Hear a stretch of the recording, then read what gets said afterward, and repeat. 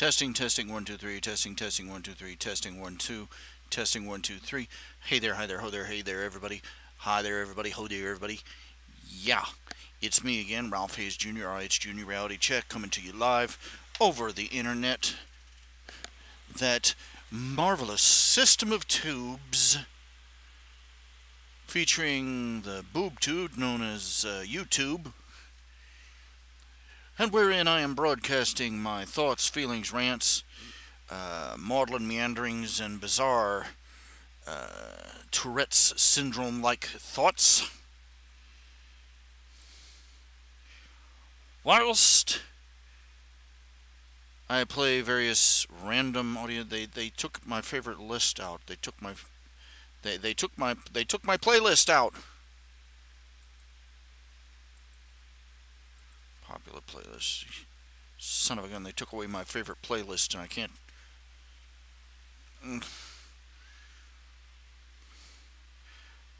You sons of guns. Okay, and I'm having trouble with the audio here. I'm having trouble with the audio because it does not want to cooperate. Teeth hurt.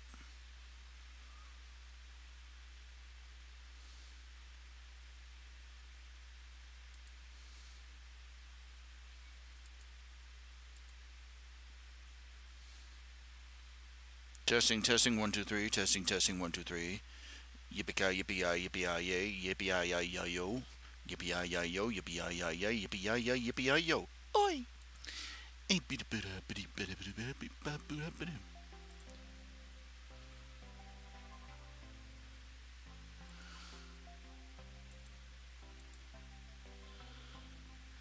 And this is Spleen Squeezins. Yay, I found my theme song. I guess you call it my theme song.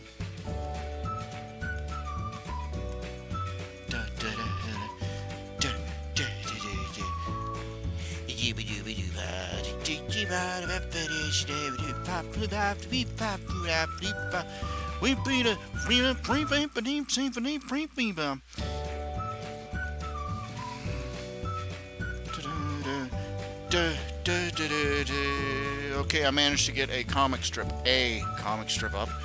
A new Nip and Tuck that's up. So that's something. Managed to accomplish something. It's just I don't know if I've been sick or what. I have just the past week. Past 2 weeks, 3 weeks, I feel tired all the time, like I'm about to fall asleep at any minute. I'm exhausted. I'm taking vitamins. I got like vitamins. I'm trying to eat healthier. I've got all sorts of fruit. My the lady does a grocery run for me. I sent her off. Had her bring back like some bananas. I got bananas and apples and oranges and prunes and cherries, fresh cherries, right on the stem, not canned or anything. So it's, of course I got a lot of junk food too, but I get up in the morning. I wait. Whenever I wake up, I go out there. I come through here. This interesting process setting up my breakfast. I'm like, okay, let's see here. I'll have a few. I'll have a banana. I'll have some prunes. I had some cherries. And I think I'll have some Oreos. No, seriously, and a big glass of milk. And seriously, that was breakfast.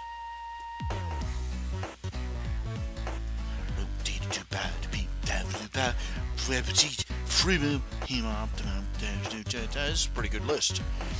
This is shaping up pretty good anyway. Turn it down a little bit. I'm taking my vitamin. I'm being a good boy. You realize that a single can of Monster gives you 400% of your B vitamins? B12, B6, B, 2B or not to be.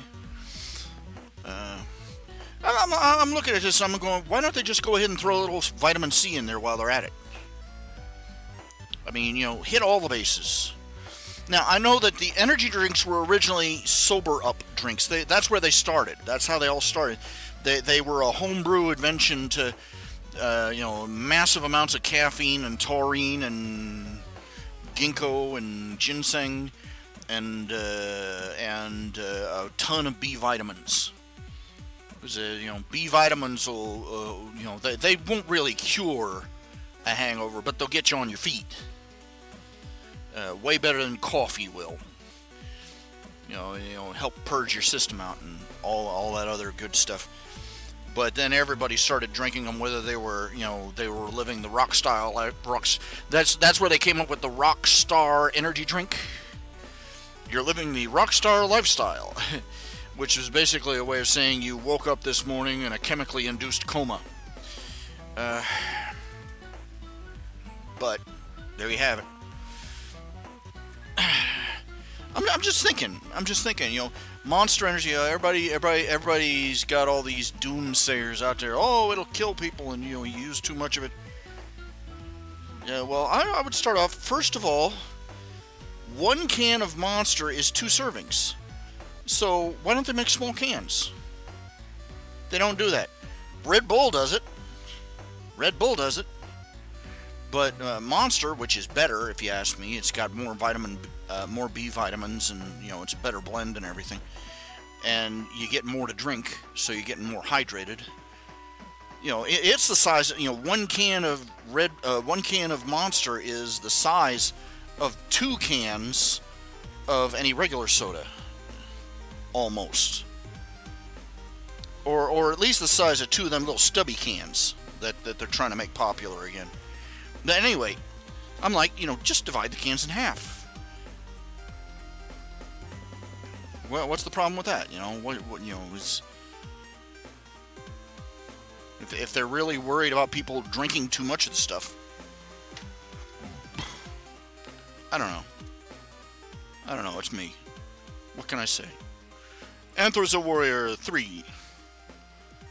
Am I to assume that there is an Anthrazo Warrior 1 and 2, which we have not met yet? You're a sequel.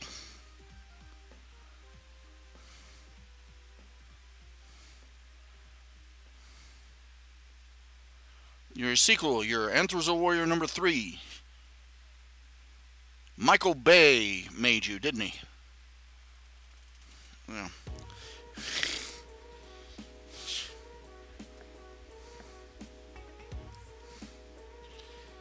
You're nothing but explosions and CGI and 3D video. Yeah. Okay. I was watching. I just saw the trailer for. Okay. The more I see the trailer, you know, it's cool. The trailer for the new Godzilla movie that's coming out next year, Godzilla 2. You know, Godzilla King of Monsters. And this movie is going to have Rodan in it. It's going to have Godzilla in it. It's going to have Rodan in it. It's going to have Mothra in it. Now you gotta figure they gotta really bend over backwards to make Mothra look serious, you know, in a American-made movie, you know, and they're gonna have Ghidorah, the 3-headed dragon. They going all out. They're going all out. And of course my you know, the little 5-year-old Godzilla fan inside me is going, yay, you know. But if you listen to it, if you watch it, and you listen to the woman who's narrating, the woman is apparently, okay, this is what you piece together of the plot based on the trailer. Based on, you know, trailers can lie, but this is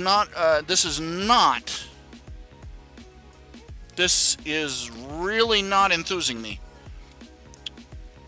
because it's coming across that what the plot is going to be is that this crazy psycho tree hugger scientist, she's going around warning the world, she's going around saying humanity is a plague, humanity is a blight, and we need to we need to wake up all the titans, all the monsters, and let them go rampaging, you know, and wipe out most of humanity. Just save the world from extinction, you know. And that's what seems to be the plot. And now my question is, this crazy woman is basically going from what little bits and pieces we see from the trailer, that this crazy woman is traveling the globe, finding all these hidden monsters, waking them up so that they can go out, rampage, and kill most of the Earth's human population, and thus save the world from annihilation by man's, wicked, filthy ways. And I want to bet you, I am utterly, I would bet money that the narrative at no point, people are going to be, they're going to have people here, you're crazy, you're a monster. But she's going, the narrative is going to be that she was right in the end. That, killing billions of people was, the right thing to do to save the planet. And this frightens me. It should worry you. It should worry me. It should worry everybody. Because, look, it's reached a point, it's reached a point where it's no longer even a controversial thought. The idea that humanity is a blight upon the earth. The idea that humanity needs to be culled. And you better believe that there are all sorts of people lining up to list off the, certain types of people that we could all do without. Picking out who should be culled. As soon as that idea gets... it's not even a thought anymore. It's not even a topic of discussion. It's not even a matter of debate. It's background noise. It's as ingrained in our cultural thinking as wallpaper. It's background noise. It's back chatter. And it's so innately accepted. It's spoon-fed. This movie, if my guess is right, this movie is going to be spoon-feeding this idea to an entire generation of kids. Just like dozens of movies before it. And we stopped making a hue and cry about it. We stopped making an outcry. Will there be even one hero in the story who grabs this psycho bitch by her collar and says, yeah, well, this is terrific for you, as long as you think somebody else is the surplus population?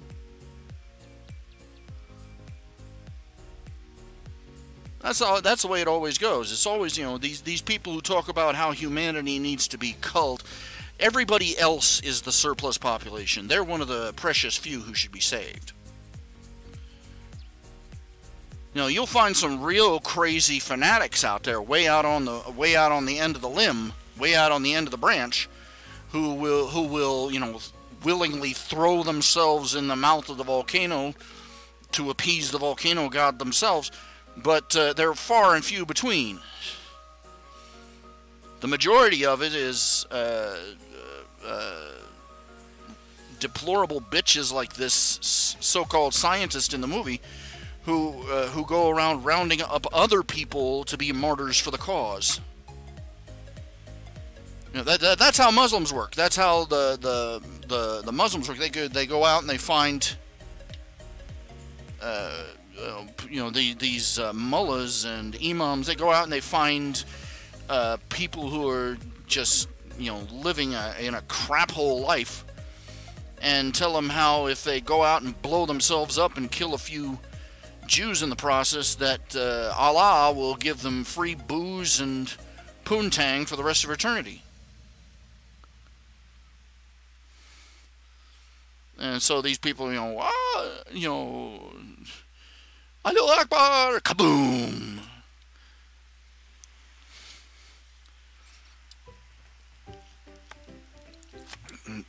But it's never these mad mullahs who are out there with the bomb strapped to themselves. They're too important to the cause, don't you see?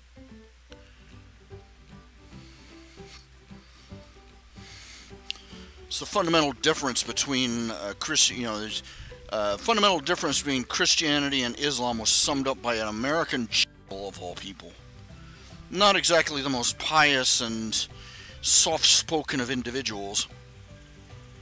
He said, Allah wants your son to die for him for the glorious cause. Jehovah sent his son to die for you.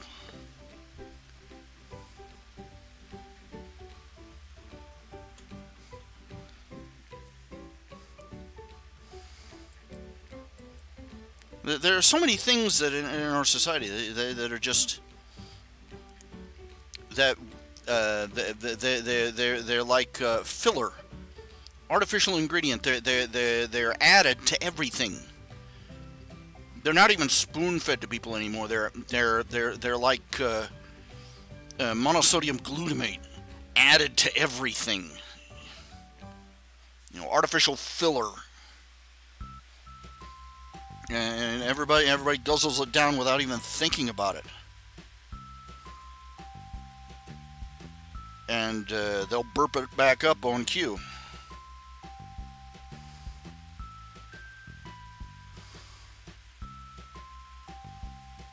It's a terrible thing to witness.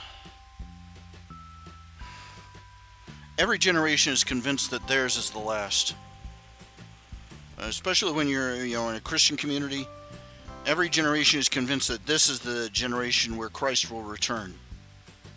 That these are the end times. And quite frankly, this world has gone through times that make the current mess we're in look like child's play. You think things are bad now? Let's put it this way. What was the fastest thing on two wheels in 1941? A Jew on a bicycle going through Berlin. So don't tell me about how bad things are now. I can read a history book and so can you. And I really would like to live long enough to see, that we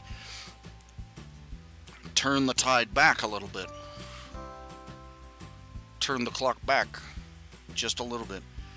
Stop the corrosion.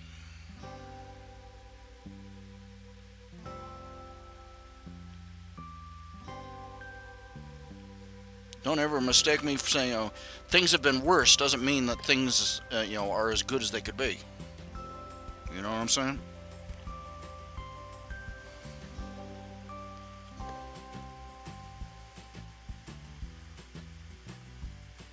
It's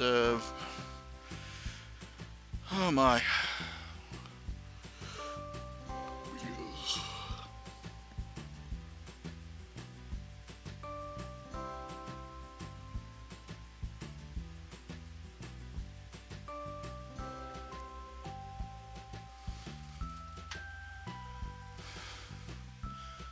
They got people out there right now. There's, some of them are saying it with tongue in cheek, but some of them really mean it. They think these people who write these columns, they think they're real avant-garde, talking about how Thanos from Infinity War, the guy who in the movie literally murdered half the population of the universe with the Infinity Gauntlet.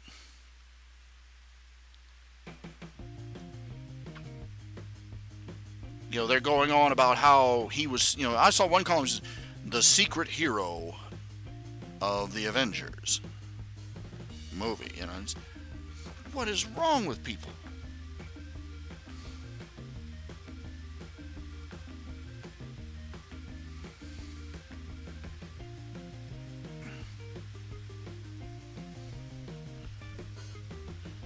Look, it's not enough to say, it's still wrong.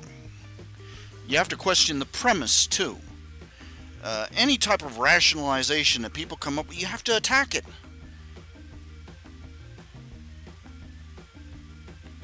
You have to undermine it before they, once they've reached the point where they've started coming up with rationalizations for a course of evil.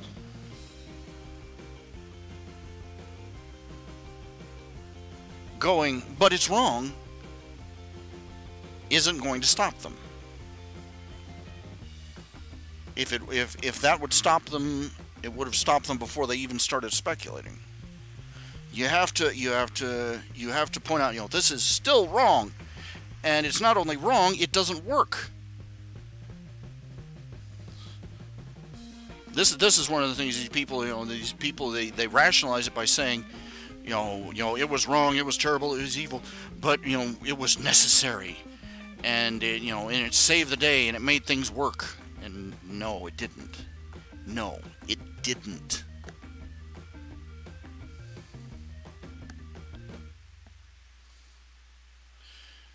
People could point out, let's talk about, for instance, Franklin Delano Roosevelt, FDR. Before we got into World War II, Franklin Delano Roosevelt was dyed-in-the-wool socialist, which is just a communist who learns too slow. And he started Social Security. He started all sorts of government welfare programs, and in fact, economists have sat down and analyzed it.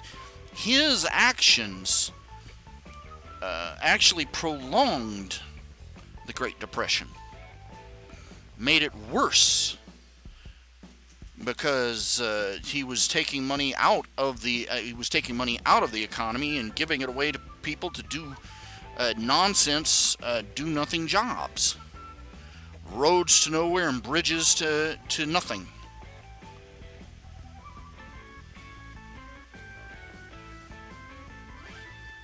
He was taking good, honest working men out of the economy too.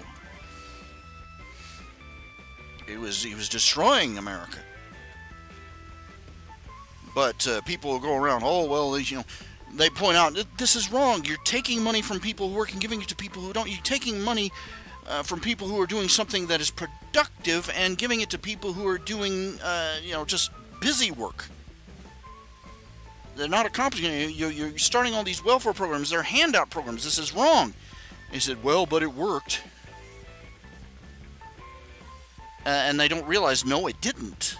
In fact, the thing that got us out of the Great Depression was the war. Because we didn't have time for social nonsense, social handout nonsense. America had to get on a war footing, and they had to get there fast. And they weren't going to do that with a half-communist economy.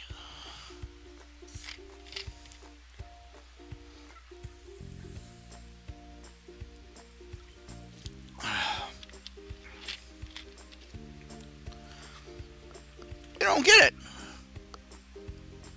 Look, evil isn't just evil just because it's evil. Evil is bad because it doesn't work. If good and evil were actual opposites, if the world really was, if the universe really was dualist, is what they call it. If good and evil were equally balanced forces that are in eternal competition with each other, etc., etc., etc., then evil would work just as well as good at achieving its goals. But what do we see in practice? Always kindness, charity, honesty, generosity, the simple principles of free exchange and honest behavior. Those work. Those create a thriving society and a thriving economy. They create prosperity and freedom. You do the opposite with dishonesty, theft, fraud, violence, force. You get a system that's broken down. It fails. It collapses. Its agenda is not fulfilled. Good and evil are not balanced opposites. Evil is just where good. Evil is just the darkness where the light has not shined yet. It's a void. It's a nullity.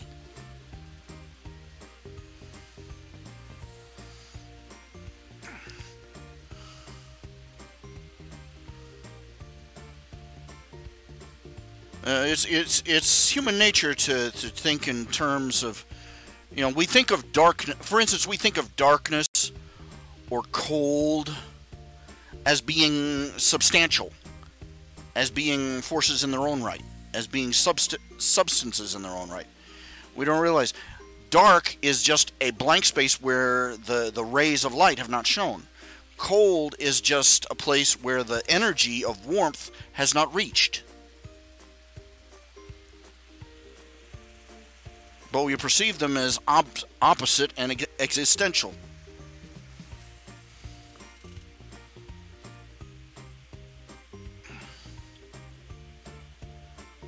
So we imagine that the universe is balanced between the forces of light and dark. No, it's not.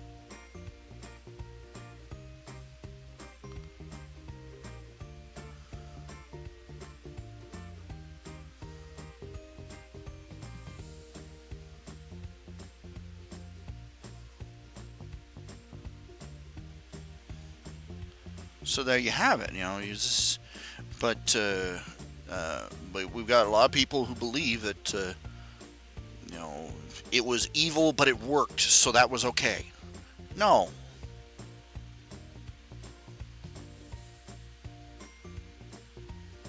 No.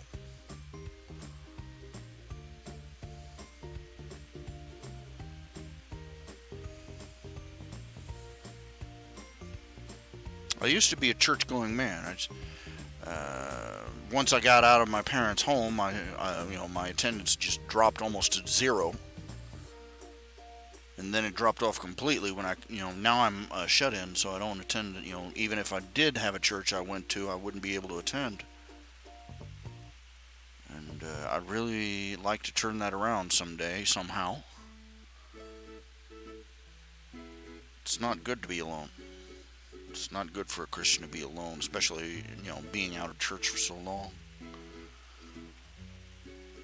You can't get the scriptural nourishment and the fellowship you need to strengthen you.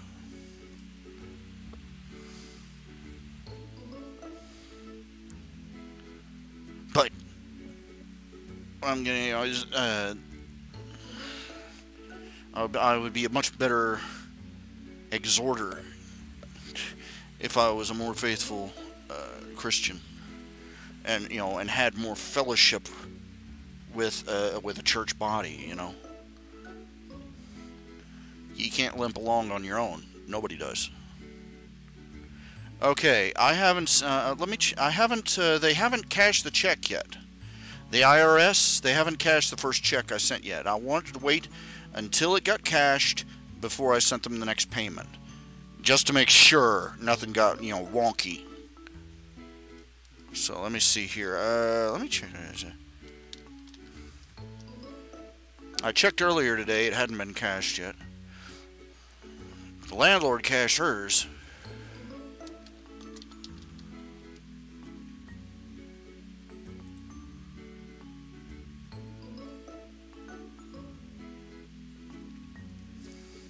It's probably going to be the end of the month before they cash it. I'm thinking. It's probably going to be about the, you know, the 23rd, 24th, 25th. Oh. Hey, it looks like they already did. Oh, here we go. Yes. Okay, the IRS has cashed it.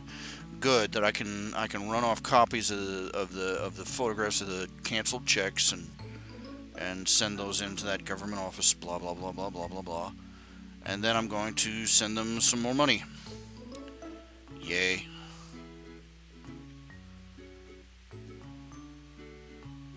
Send that in, send that out. Send them another check.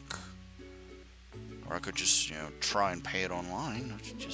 I think the reason I went ahead and sent them a check is because the website thingy was giving me conniptions. So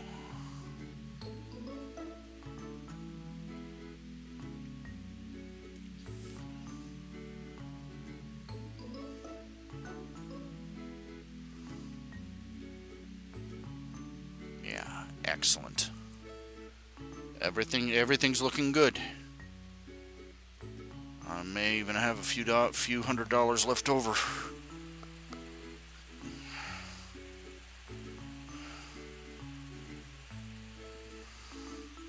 My house is a dump. I got old broken furniture. I got crap all over. This is. I would feature on one of those Pack Rats TV show episodes. I would. It's just a matter of, I've got so much trash and so much junk, and I just can't get it out of the house. And I got trash on the floor. I haven't vacuumed the rug, and I could measure dates on my calendar. It was the last time I vacuumed the rug. And what I'm going to do is I'm going to take a couple hundred. I'm going to pay somebody to come up here with a truck. If I can find somebody with a pickup truck, I'm going to pay them, come in and just start hauling crap out. Just, yeah. I'm going to, most of it, I got a stack of old computer stuff in one corner. Old computer stuff, I mean like 10 years old. And I've kept it because I didn't know what else to do with it. Because my local trash company is like, don't leave electronics in your trash. Okay.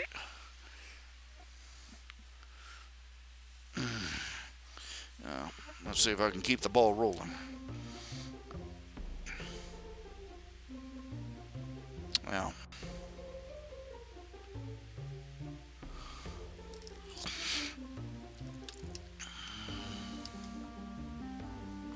Now, I lost my train of thought. It had no caboose. Slow feed. That's driving me nuts.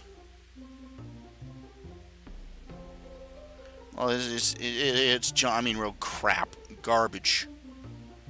Just gotta get this stuff out. Most of these, I just, I've gotten into the habit of stammering a lot when I talk. I'm never going to be a radio personality.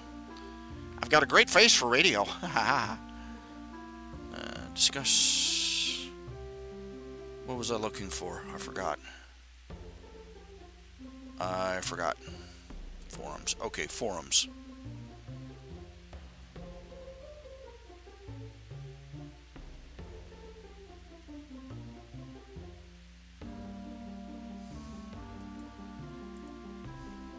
Checking something here.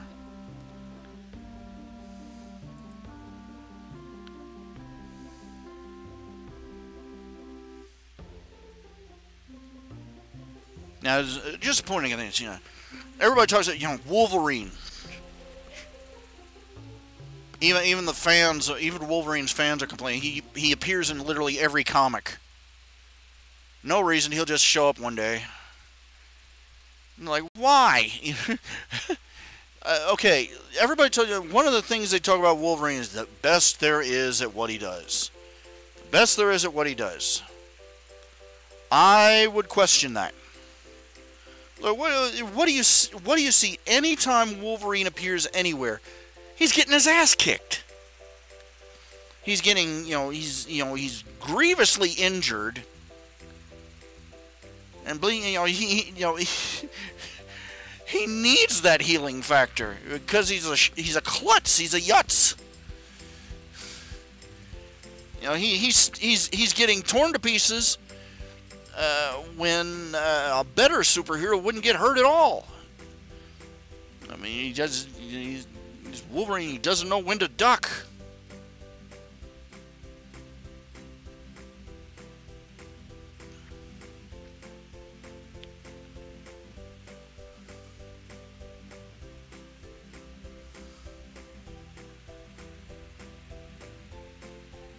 Take away his healing factor, and in one day he'd be a statistic.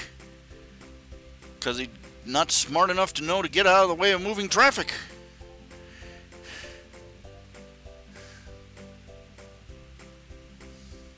I mean, even Spider-Man knows when to duck. So, yeah.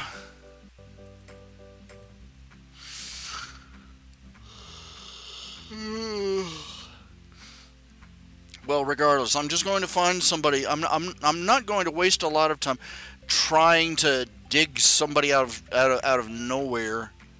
If I can just find if I can find a landfill around here, find somebody around here who has a truck, a pickup truck, something, and then get this all together and pay them a couple $100 to just spend a whole day just hauling trash out of my house, hauling old junk out of my house.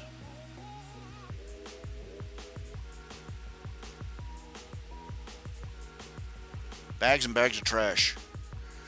I have the girl that does the errand girl. I told her whenever I have her, she would you please take some of these trash bags out? And she takes the trash out, and I've got 3 or 4. I've got 5 trash cans lined up on my car, and she fills them up, and there's still trash left over, and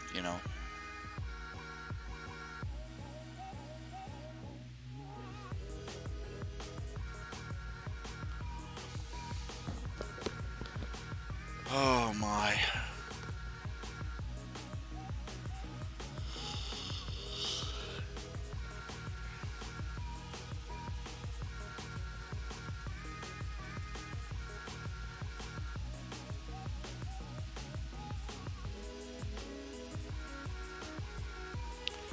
I think I'm going to be taking a lot of naps from now on.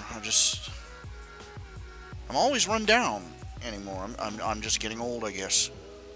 I'm 47, but I'm getting old. And, I'm 47, but my warranty's expired. I can't even cash most of it in for the deposit.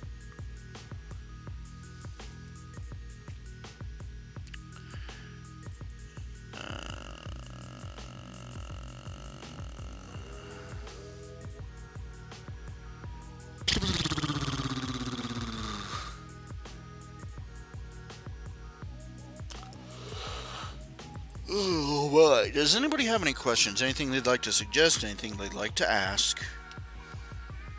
Because, I'm open for topics, you know what I'm saying?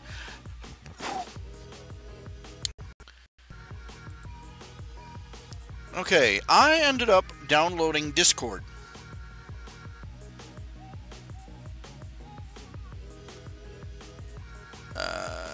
As far as I can determine, it's a communication and chat program for people who do online gaming.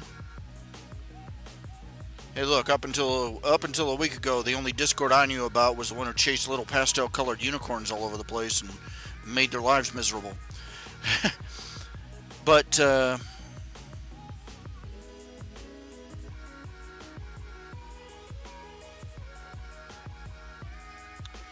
I've got it, and I'm looking at, and then there's Twitch. I don't know exactly what Twitch is. What is Twitch? As far as I can understand, it's some sort of streaming service for people who play games online. And if Twitch will, if Twitch does everything that this does, that my current setup does, I don't know why it wouldn't be better.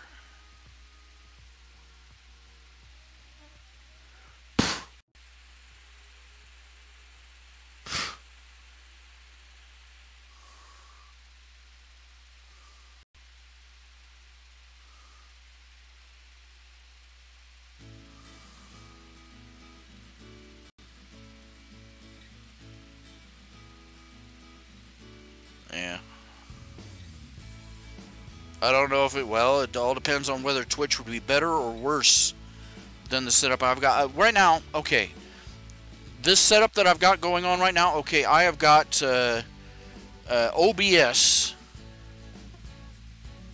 Open Broadcasting System, or whatever you call it, running. I've got a microphone plugged in. I've got Firefox open.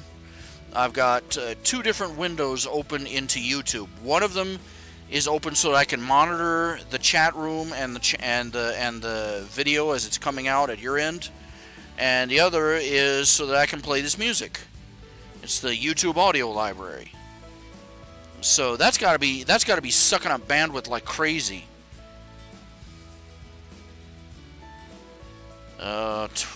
Hate speech.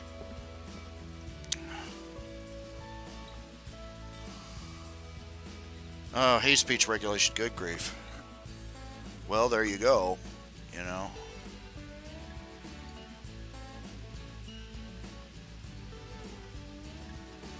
They want control of their world back.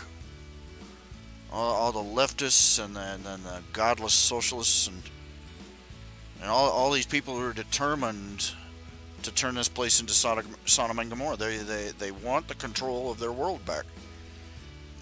Once the internet appeared, suddenly their monopoly on the narrative disappeared. And they're fighting tooth and nail to take it back.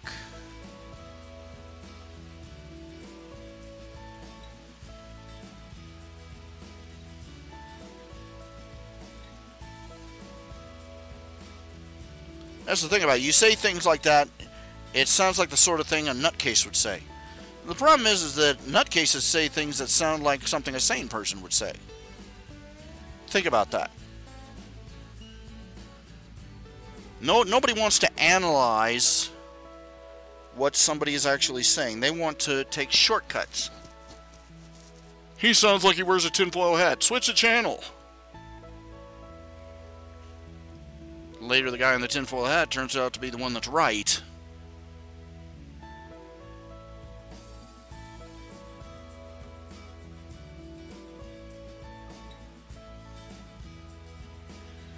Yeah, everybody talks about we need to start our own.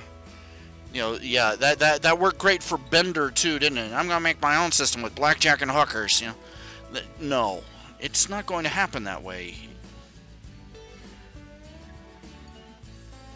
It's going to happen organically or not at all. When these people set out to deliberately make, we're making a conservative TV show, it doesn't fly.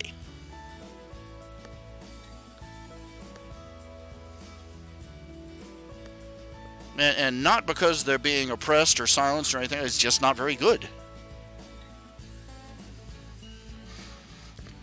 Because, you know, and it's bad in the same way that the leftist crap is bad.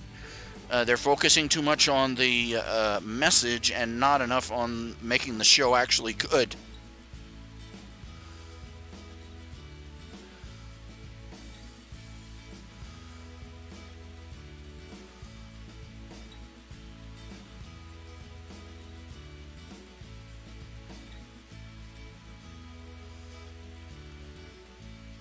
This is nothing new.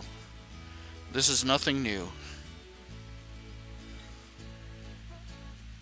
It's just so loud and so brazen these days.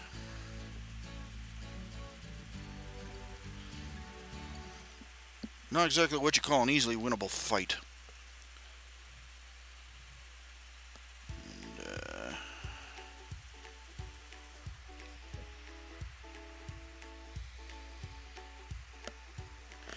Sometimes you gotta ask yourself what the smart move is. Stay here and fight it out.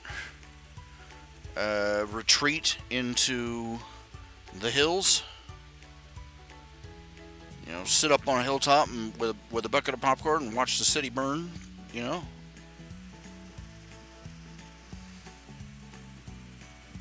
That's the thing of it. They, you know, no matter what course you take, they're not going to leave you alone. Let me speak to you as a Christian here. Let me speak to you as a Christian. It's observable. You know, it's not about left or right or up or down or conservative or liberal. It's about God's values, Jesus' values versus man's values.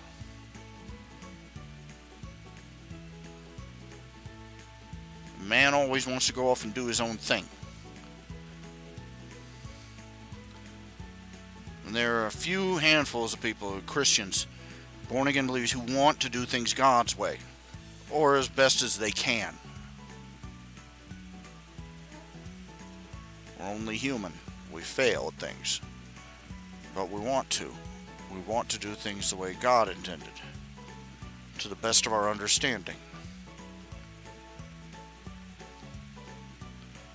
But those who want to go the other way, they're not happy with going their own way. You'll notice that. They are never happy with just taking their stuff and going their own way.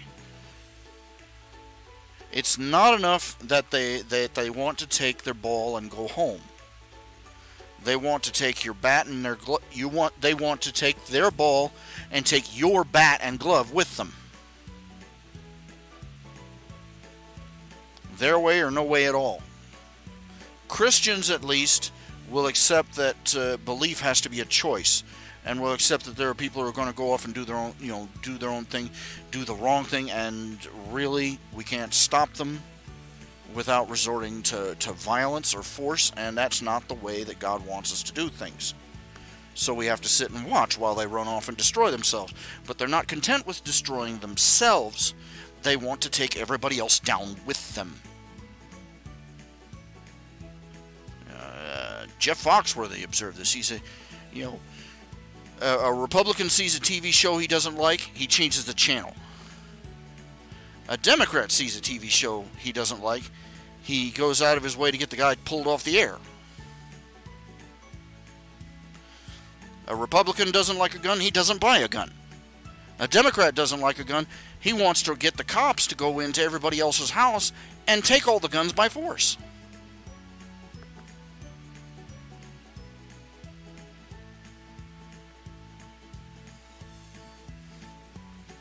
The operative word in gun control is not the gun, it's control. And every other system of control they've come up with. Politicians, Democrats love all sorts of control system, every possible form of control except self-control. That's why they'll laugh abstinence-based sex ed to scorn.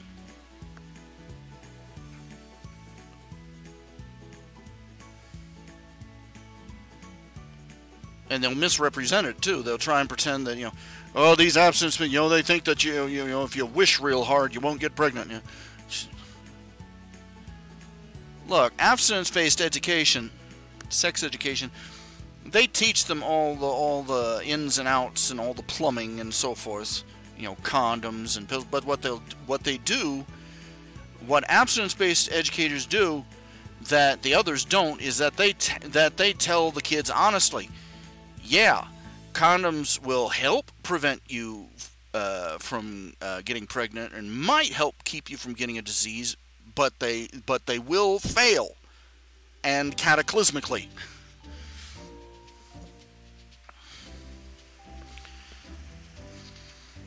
You don't want to get pregnant, you don't want to get AIDS, you don't want to get syphilis or gonorrhea or any of the other or herpes or any of the other nasty things that come along with sexual promiscuity.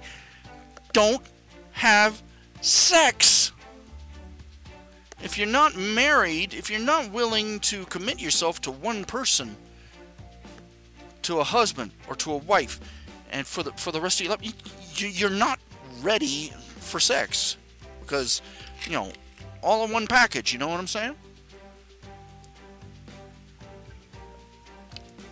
Any other system, we've tried all the other ways of doing it. Free love communes and the whole works.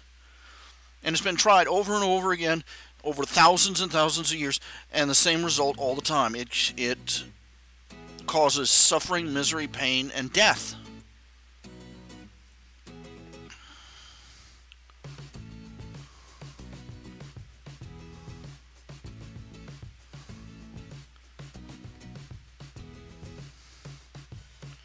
Okay,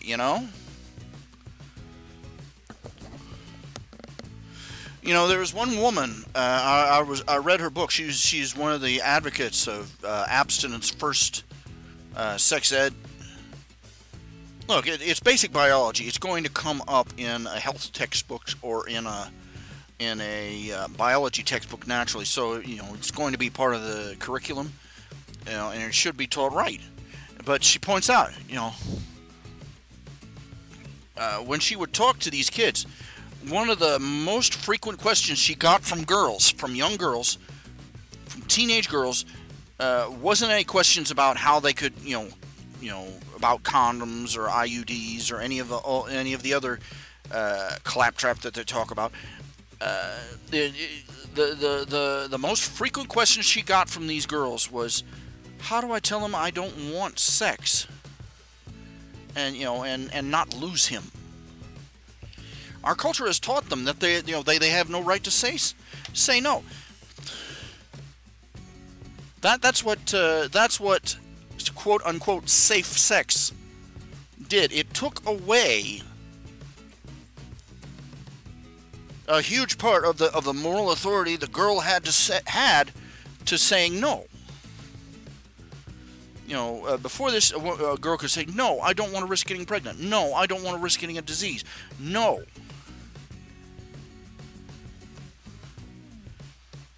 But baby, I got a condom. It's got spermicide on it, too. We've got all, you know, you've got the magic pill. Baby, please, baby, please, baby, please.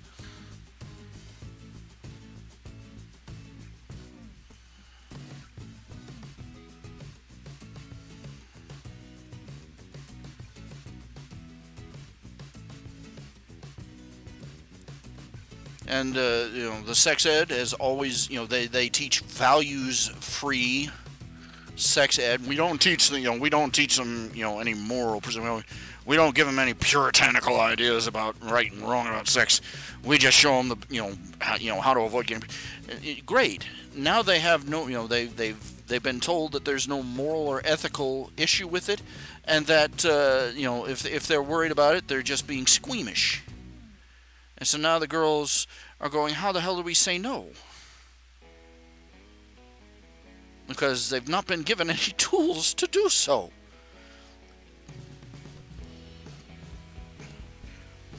Now, okay, getting back to this. Okay, you said, quick question, something you've been wondering. In Space Rangers, the Gestaltians, they come from male and female trees, quote unquote.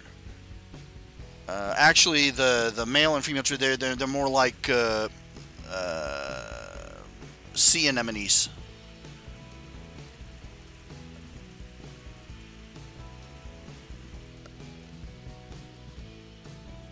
But you never said where the tree. Well, think about it, dude. It's the circle of life. The male and female trees come from the Gestaltians.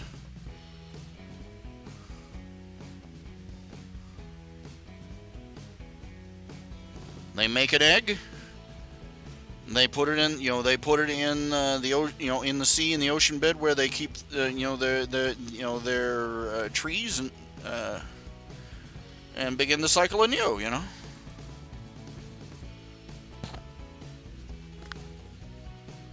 Oh my, yes, absolutely. Yeah, it's listed as one of the things. Stay in school, finish, one of the surest guarantees of working your way out of poverty. They determined, abstinence till marriage, and staying in school, finishing high school, staying away from, and not getting pregnant and not getting somebody else pregnant. Those are two of the big indicators that this person is not going to stay in poverty the rest of their life.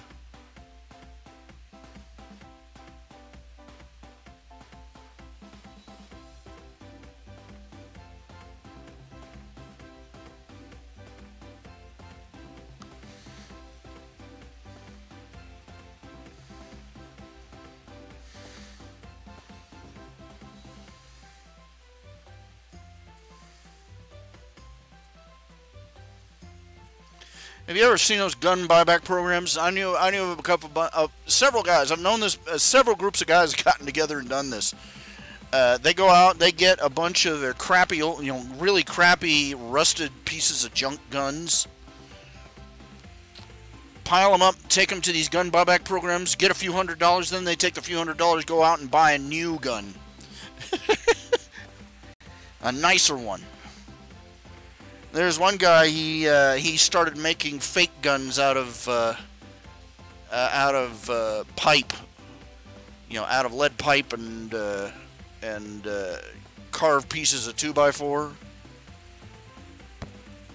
Those are called zip guns, and they do work if they're made right. And they use a rubber band and a nail for the firing pin. Make them to fire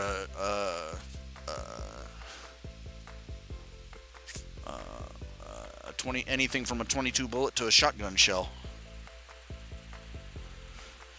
People can, there's so much for your gun control, dudes.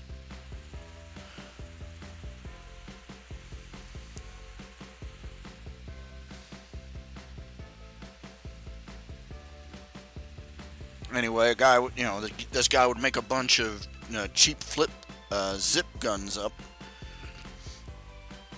take them into these gun buyback programs, and walk out with several $100s in his pockets.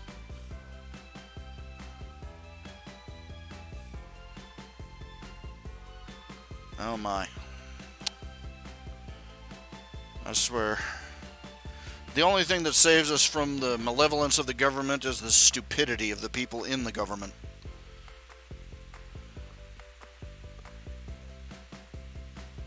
That and the fact that, as wicked as they are, getting them all to work together on the same thing, it's like trying to herd cats. Thank you, Jesus, for stupid politicians. Everybody complains, everybody says, oh, well, the Congress is gridlocked. And I'm like, thank you, Jesus.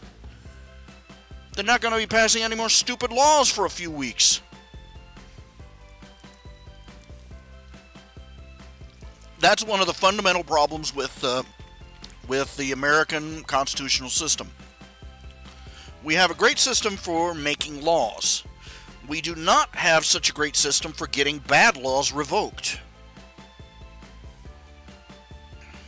It shouldn't be like, let's try this. No. Let's go with this. No. Yes. No. Yes. No. Yes. No. Let's not, it shouldn't be like that.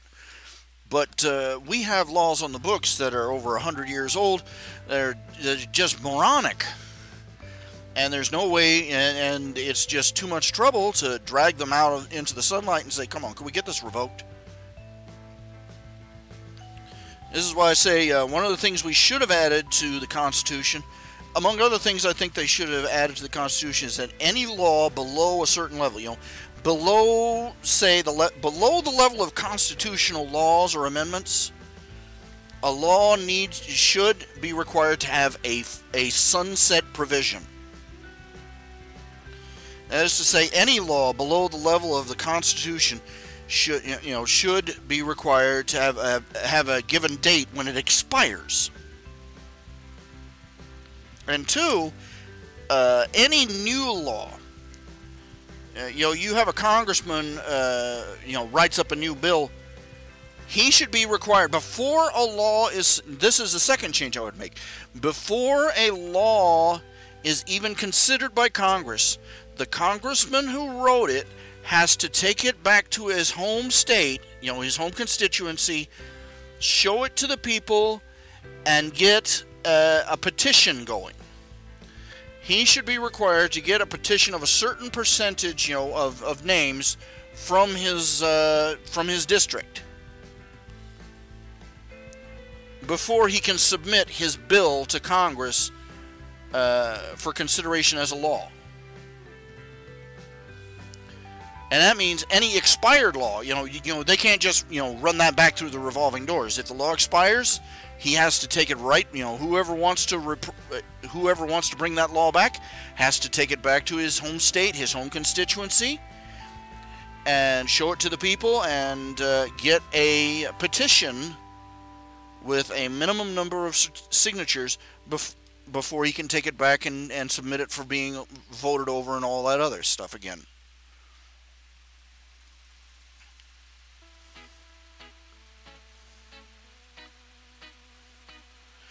No, the Supreme Court is supposed to, among other things, is supposed to rule on the constitutionality of new laws based on the old laws, particularly in light of the Constitution. They're not supposed to, it's...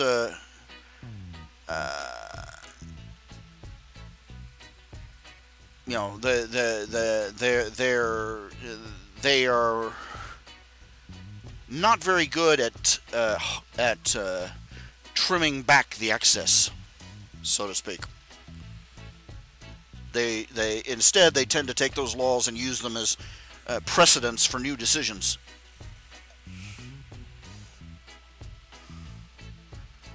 You know, once the law, after it's gotten past the Supreme Court and it goes in, then it's in for life. It's in forever. So the law should, regardless of how great they think it is or how constitutional, it should have some, unless it is a actual amendment to the Constitution, any law should be required to have a sunset provision. After so many years, it expires. And that's another thing that needs to expire. Term limits for Congress.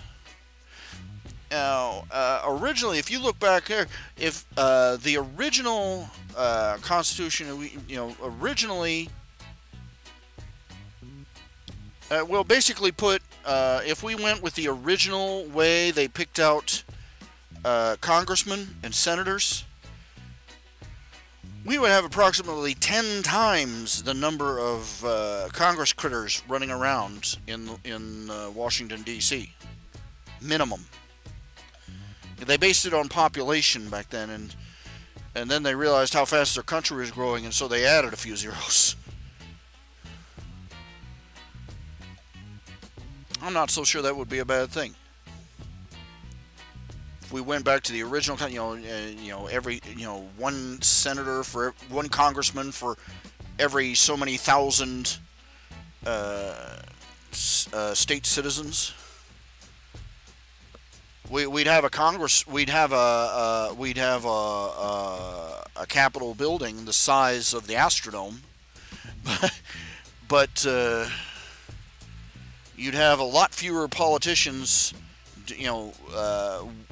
throwing their weight around. They'd be proportionally smaller in their influence. You wouldn't have these Ted Kennedys running around, or these Hillary Clintons, or Senator Byrd, or Strom Thurmond, leading Congress around by the nose for almost a century.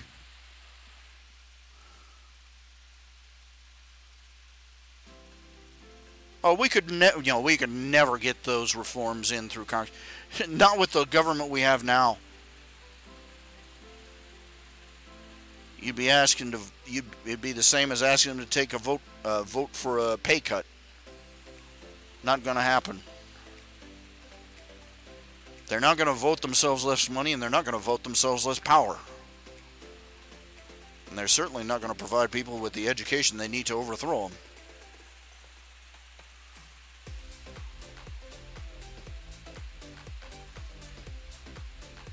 To get this country back to the level of constitutionality would require gutting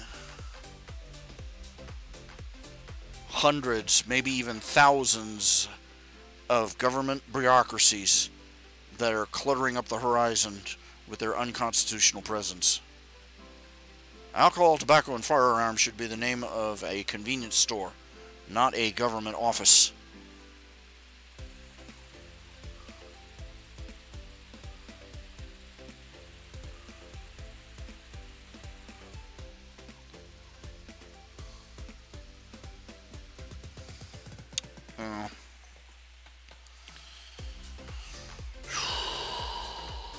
You'll have to excuse me. Got a bug on the shoulder there.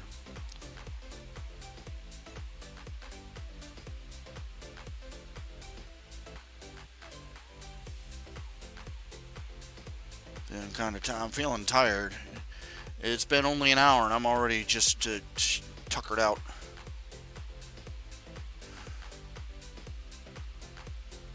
Maybe I need more vitamin D. I'm certainly drinking enough milk.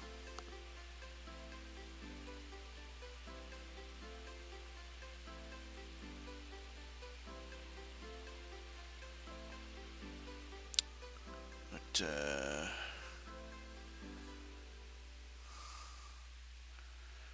Did you know the NFL is a, quote, non-profit organization?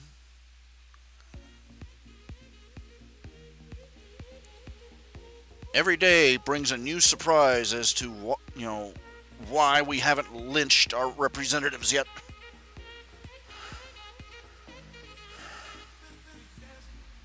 Those bastards are making millions, and they've finagled a system where they're qualified as a non-profit organization. That's obscene beyond all possible reason.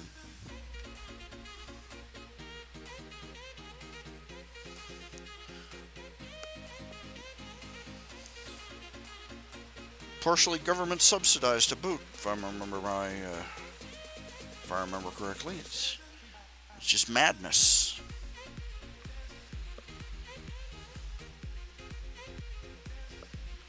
Well, this will be great for the economy, which is sort of like saying that lifting yourself up by your bootstraps is a great way to get airborne.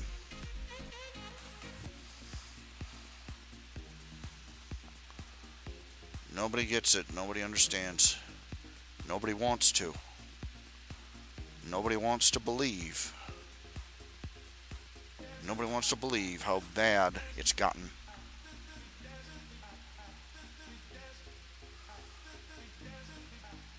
It's not like I would be charging the ramparts, with my shotgun in hand. But, my goodness, if an actual revolution started, I'd be one of the extras in the background, Gets shot and eaten by a pig or something.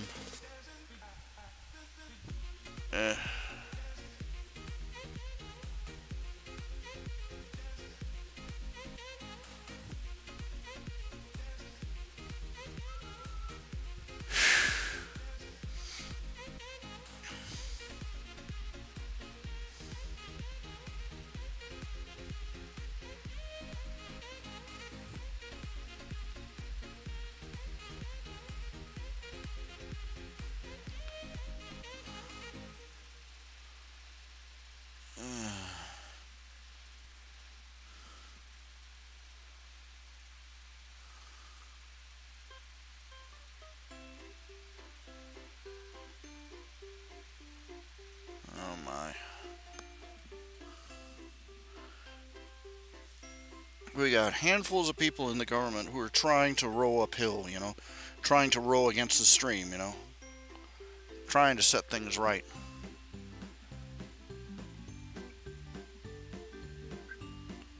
This is why they've turned on this is why they've turned on Trump so hard. And yes, turned on him. Back in the day, he was a celebrity, and he was highly regarded and respected by the media and the entertainment industry. They gave him all sorts of awards. And then he came out as a Republican, and he was the new Satan.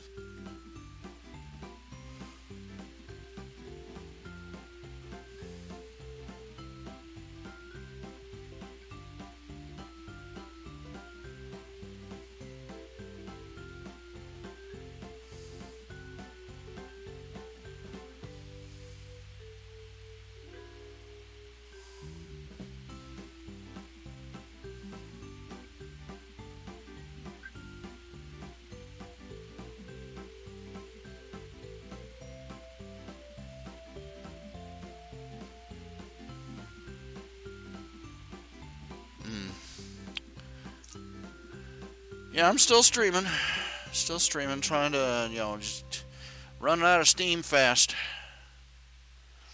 I don't know if it's the flu or if it, I don't think it's the flu. Maybe I'm not getting the right vitamins. I'm just tired all the time.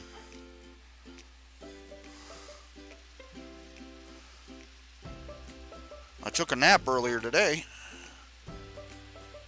Got up feeling pretty refreshed, and then I just like somebody let the air out of my tires.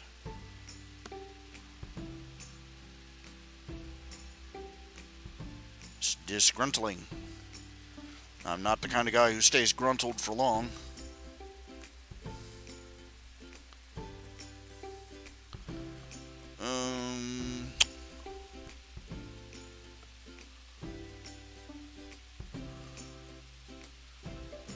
My mother's birthday gift still hasn't arrived. A little aggravated at that.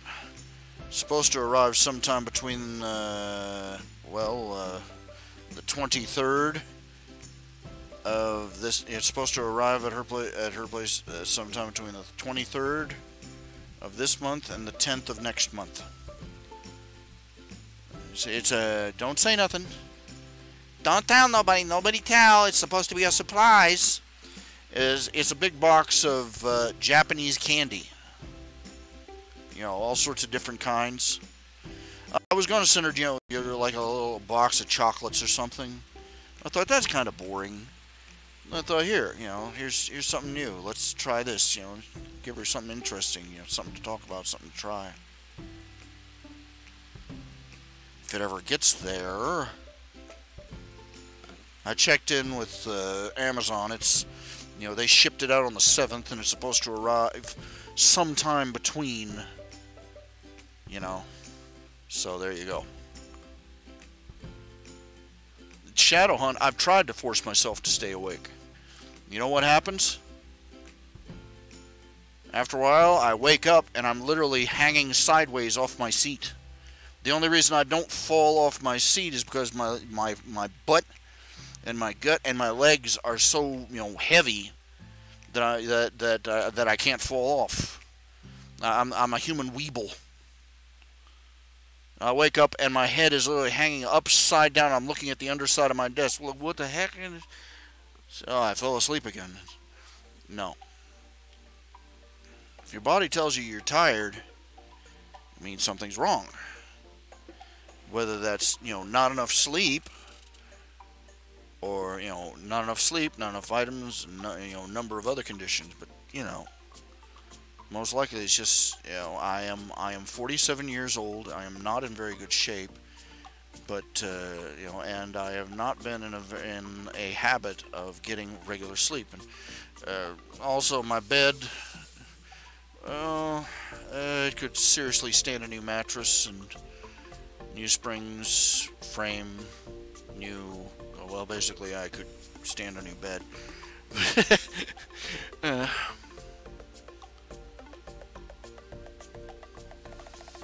What I could really use, if I could possibly get it in through the front door and get the old one out of the house and out of the way, what I could really use is one of those posture, one of those electrical beds that can elevate your feet and your head and all that other crap. I looked at the price of those things. I've seen used cars that were cheaper. So, that's right now. That's a little bit of pie in the sky dream right there. Right now, what I need more is to hire somebody to haul the trash out of my house, clean my house, and put tar on my roof. Got a leak in my roof. I need to get a couple of, I need to spend money, hire somebody to climb up on the roof, buy a couple of buckets of tar, and smear it around. If you look far enough on the internet, I'm sure you can find the aerial photos of my neighborhood and see. You can see my roof. It's the one with patches of tar on it. Half of it's about covered in tar, and it needs more.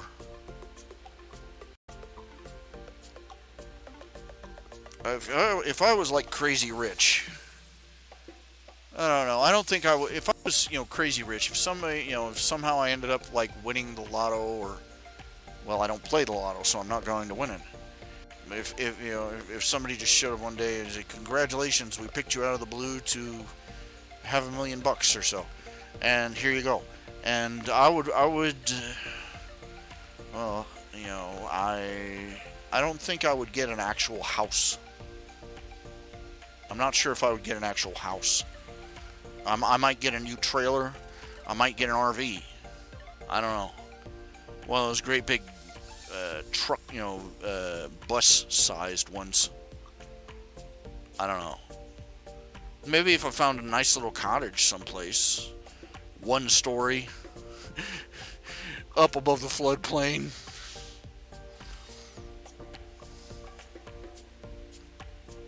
I would have some very specific requirements for that house, though, as to what it would have, what would have to go into it. But I, just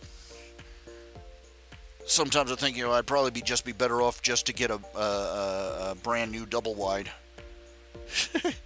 Of course, I'd spend all that money on a brand new double wide, and then that's when the tornado would hit the trailer park.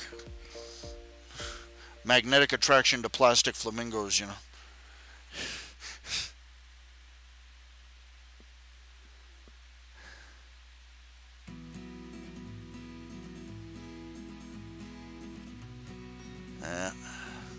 Well, right now I'm going to try the old-fashioned remedy for tiredness. It's called sleep.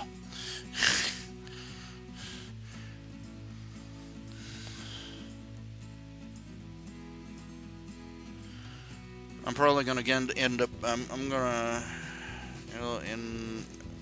I think next month I'm going to call my doctor and see if I can arrange for a stay at the Arbors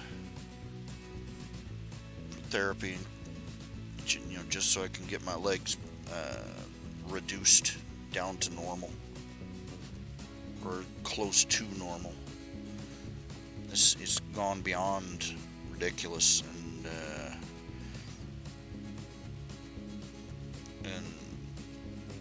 well, really, what I do, like I said, I need to, the way my legs swell up, I need to be on, taking lots of naps, lying on my back a lot. So, yay for me. I've got another excuse.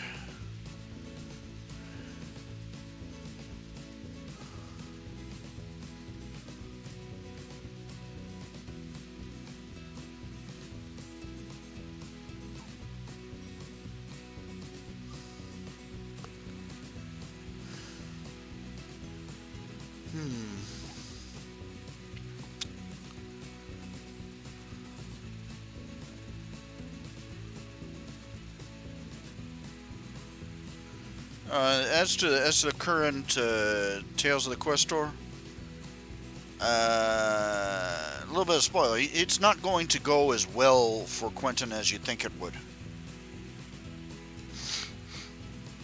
You gotta remember, when he left the duchy, yeah, he was a big hero because he had broken the curse of the fairy folk on the place.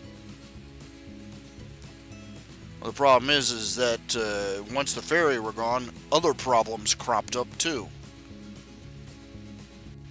And you had the dragon make an appearance, and then you had that cardinal show up. You've got to figure even before he showed up, he'd been running around making a nuisance of himself. So he's probably got the people in that area all agitated too. And there's going to be a lot of people who are going to be disagreeing as to whether Quentin, Quentin rescued them or made things worse. It's the way it goes,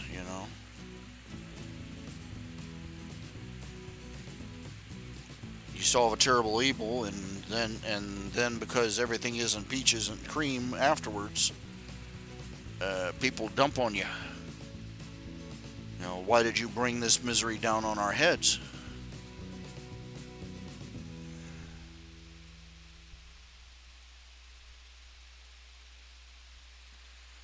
We expect it, when a problem is lifted, we expect everything to be perfect. It's human nature. We expect the problem to be gone. We don't realize that there are other that there are going to be other lesser issues that filter their way in. Of course, you got people that go the other way and say, "Oh well, if once we get rid of this, there'll be all sorts of problems, so we might as well not change anything." So, you can't win. you might as well try and change things for the better, because no matter what you do, somebody's going to complain.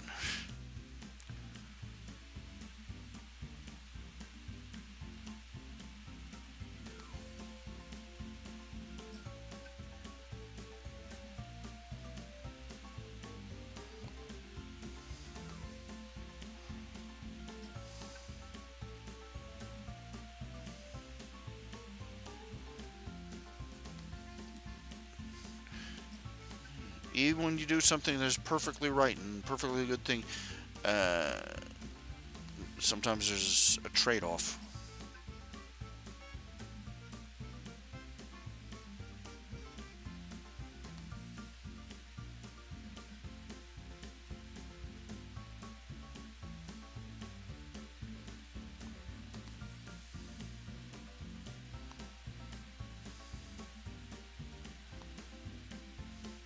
Now,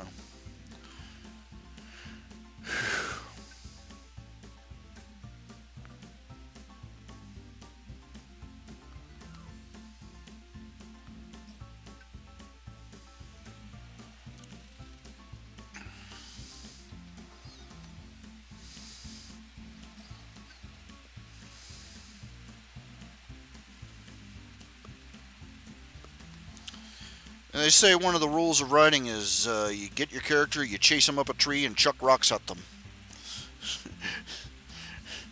And then by Act 4, you get them back down.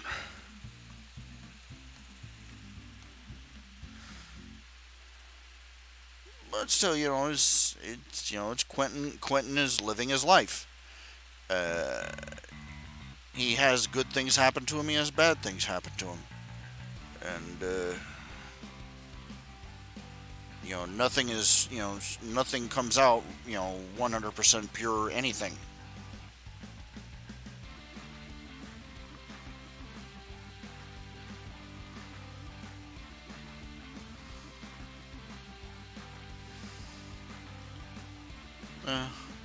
I suppose it does. Quentin, writing Tales of the Quest story, it did spring a lot from my own frustrations. I mean, even all blessings are a little bit mixed. I've learned that much from life. Even the greatest blessings are mixed. They're still blessings.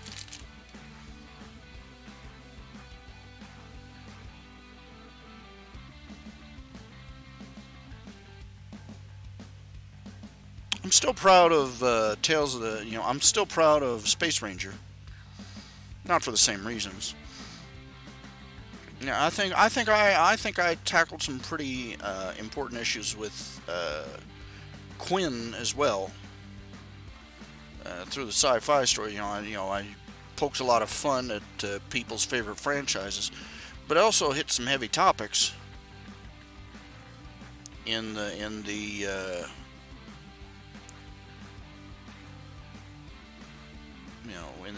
several of the arcs.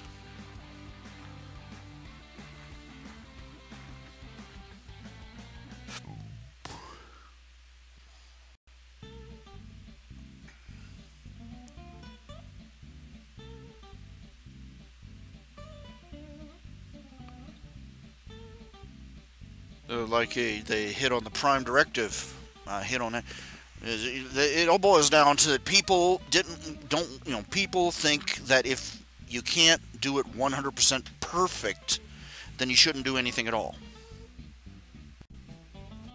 If you can't solve all the problems the way they think you should, and if you can't,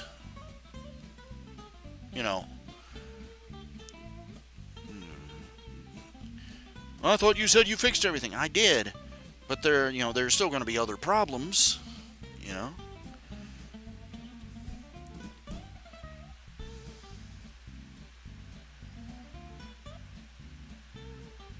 The Prime Directive is one of those things that people have been spoon-fed to the point they no longer think about it. And of course, this is a perfectly sensible approach for a interstellar organization, an interstellar civilization to have about less advanced civilizations. No, it isn't.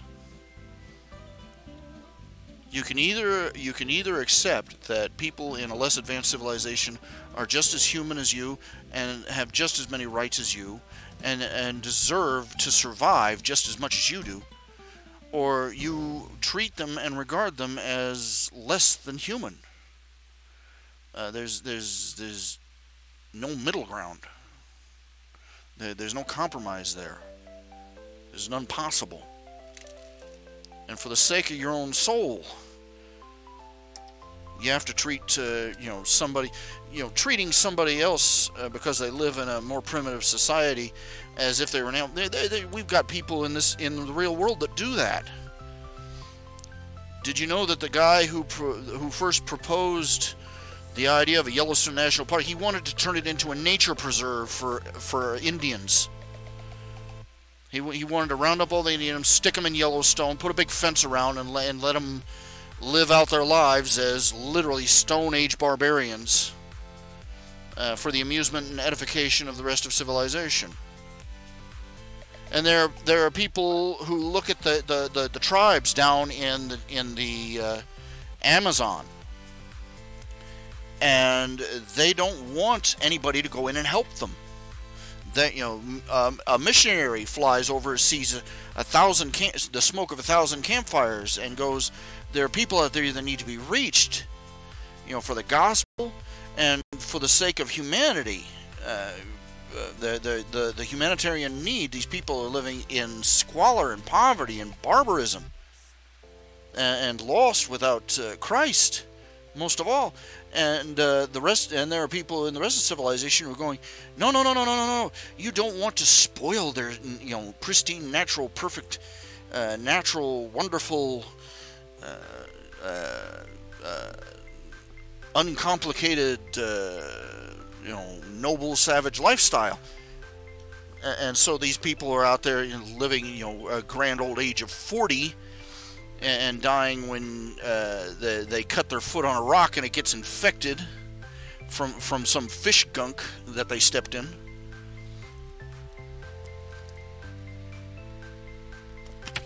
All because some sanctimonious do-gooder up in New York State doesn't want to disturb their pristine civilization.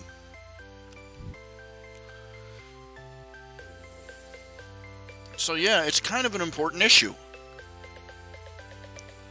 When people can be spoon-fed the concept of the Prime Directive and just swallow it down without even thinking. Oh yeah, that makes perfect sense. Clip, clip, clip, clip. It's not too long before it's easy to get them to accept similar concepts in real life.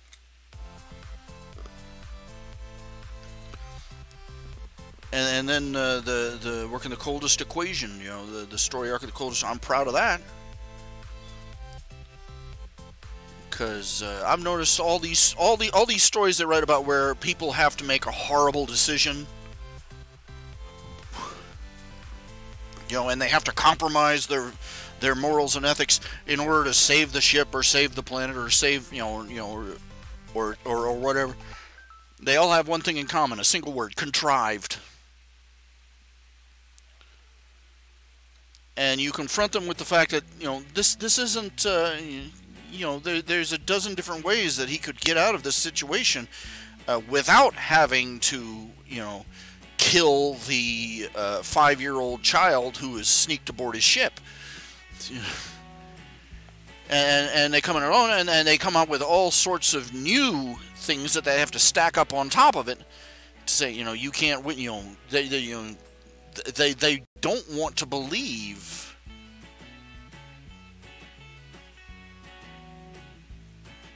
that good can win out. That it's possible to overcome terrible odds. Or they don't want to find a way to save people. You remember in the first Avengers movie, Tony Stark and Captain America are sniping at each other, and he says, you would never be, and Captain America, you would never be the guy to throw yourself over, over the barbed wire so that others could get across, would you? And Tony Stark, well, actually, I'd prefer to cut the wire. And nobody wanted to back up and go, he's got a point. Noble sacrifice is great and all, but not when it's done stupidly. And it's not a noble, it's not a noble sacrifice when you simply accept the idea of cold, unbending equations in those circumstances.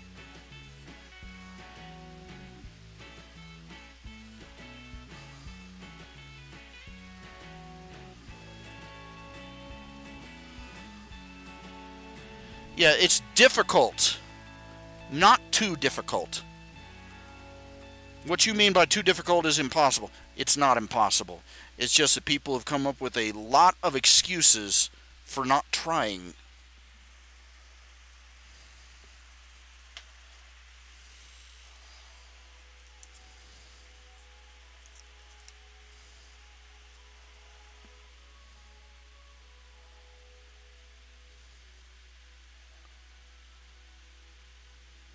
Every day there are missionaries that go out there.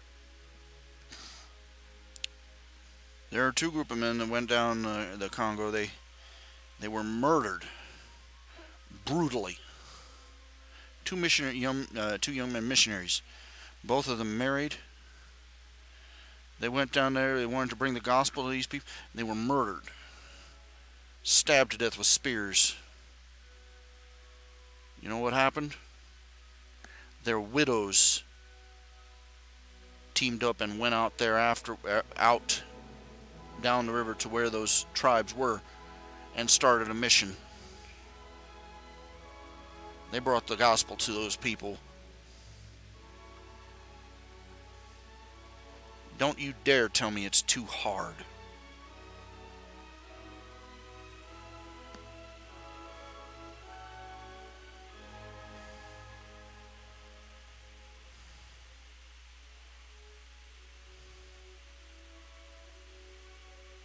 There were people out there who had been in concentration camps in Germany. After the war was over, they were out there witnessing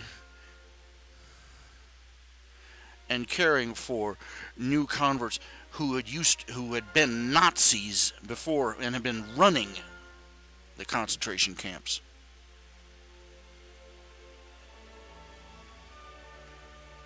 Don't tell me how hard it would be.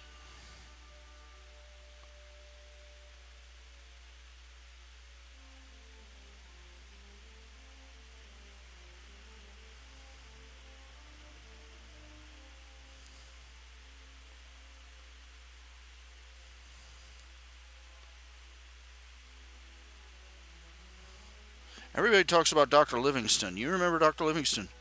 Dr. Livingston. They hail him as a great explorer. What they don't mention is that he was a missionary.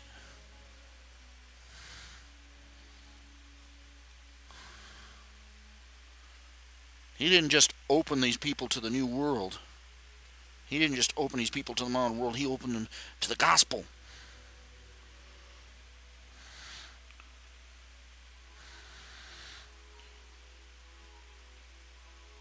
He didn't think they were too primitive to deserve modern civilization.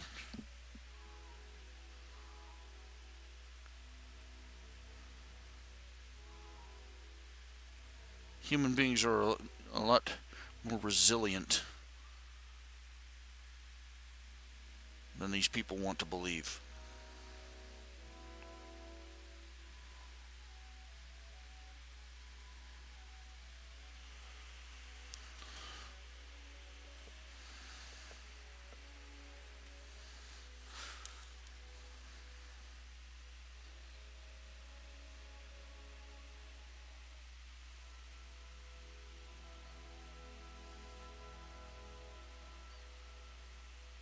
I heard Terry Pratchett, he was an agnostic to the day he died. More's the pity, tragic loss of a man. He had one of his characters, she said an interesting thing, and I thought, I don't know about how theologically dovetailed it is, but she said, you know, she was talking with a missionary. She was, I forget which. She's one of the three, you know, witches in his stories. What was her name? Not Nanny Ogg, not McGrath, the other one. And she was debating with a missionary of the great god he was maundering on about the definition of evil, and she looked at him. She said it was simple. Definition of evil is simple. Evil is when you start treating people like things, including yourself. These people who talk about, you know, these people with these progressive, pseudo-enlightened ideas, they're not being compassionate, they're not being noble, they're not being enlightened. They're treating people like things. These people who blow smoke, you know, variations of the Hollywood admission of the Prime Directive. How we don't want to disturb these people in their pristine environment and blah, blah, blah, blah. They're treating them like animals, zoo creatures.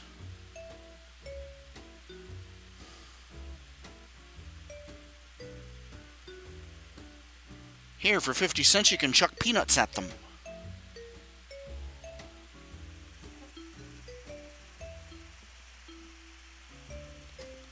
They want to treat them like some endangered animal on exhibit, and damn them to a life of ignorance and darkness and godlessness.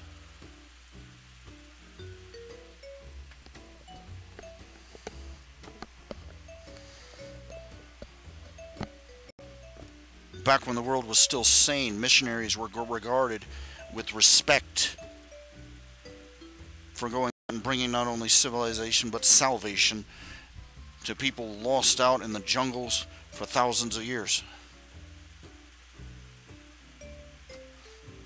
Now we got Hollywood twits running around, California bean crunchers,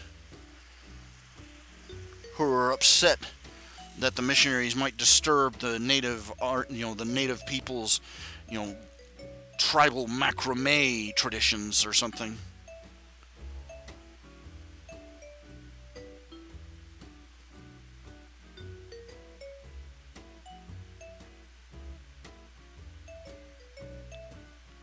You can go out and look at the civilizations. You can go out and look at the tribes and the villages where Christian missionaries have been years ago, and you will see a profound difference.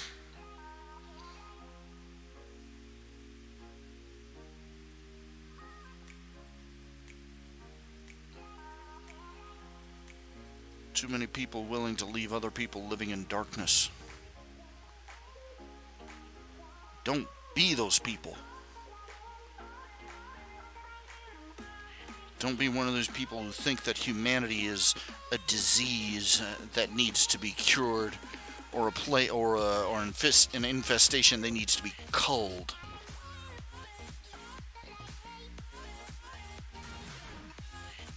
Nobody's laughing at that joke, and I don't think God's going to be too particularly amused when he finally has his say with them.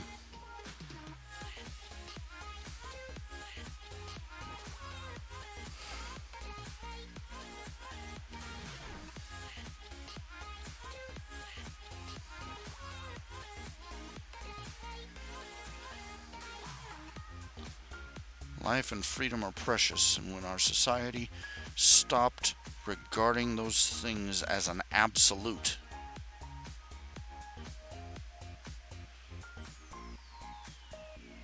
when they turned their back on God, turned their eyes towards the salvation of a secular society, that's when our society started dying.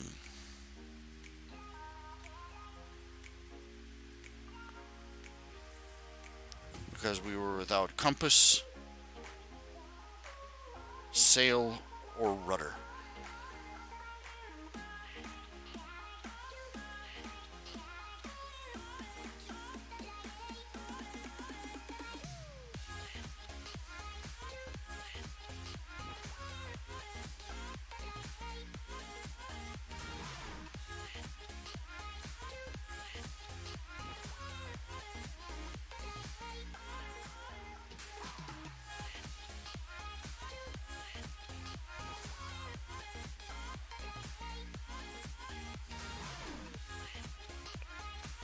year of the light of the world.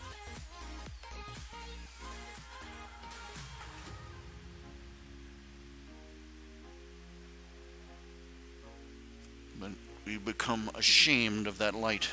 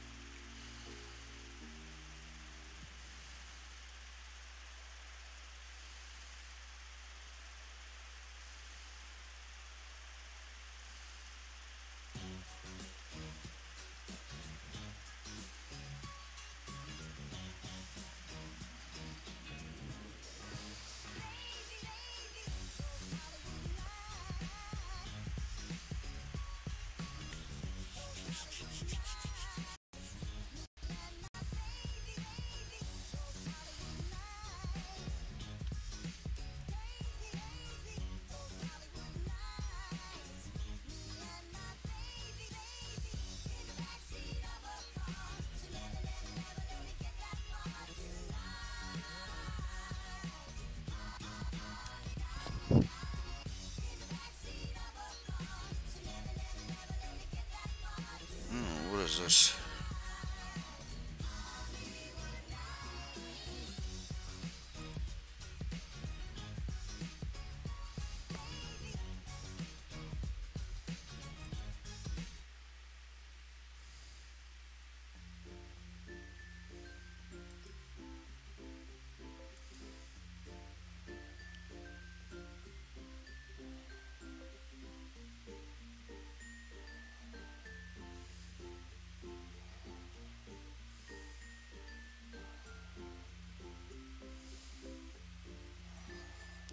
Living in terrifying times. We're living in a time when vast swaths of our government are run by people who see other people as things.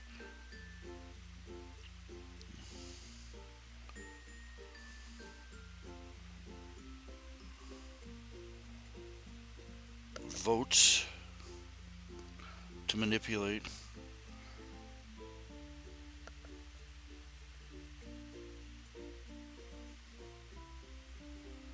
Roadblocks to set up.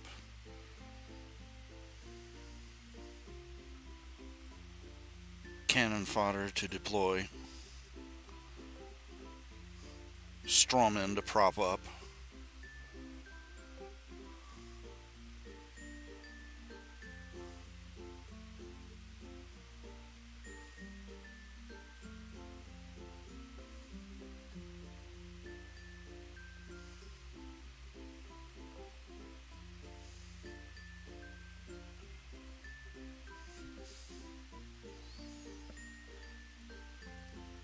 Numbers to put on a chart to distort and skew.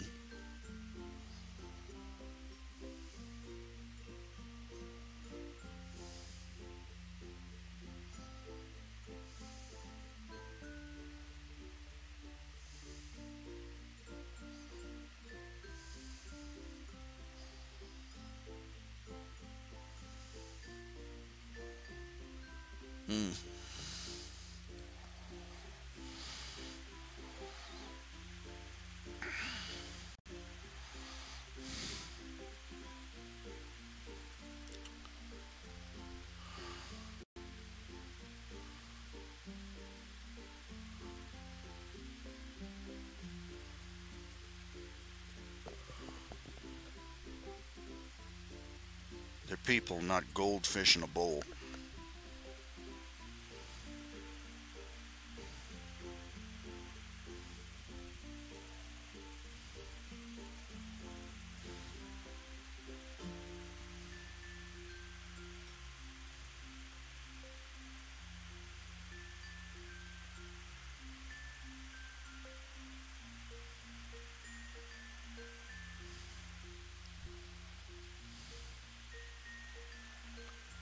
Okay, it's been an hour and 45 minutes, and I'm starting to get kind of logy. Having trouble keeping my thoughts focused. I don't know what I'm going to make of this. What I'm going to be doing. I'm going to be trying something you're trying to get out of this state of perpetual exhaustion. I'm gonna start napping on a frequent basis. So it's gonna sort of break up my day into I don't know what day of the week it is kind of chunks. But okay. I'm glad y'all came out here. I'm glad you tuned in to listen to me. I hope I said something that was at least entertaining, if not edifying.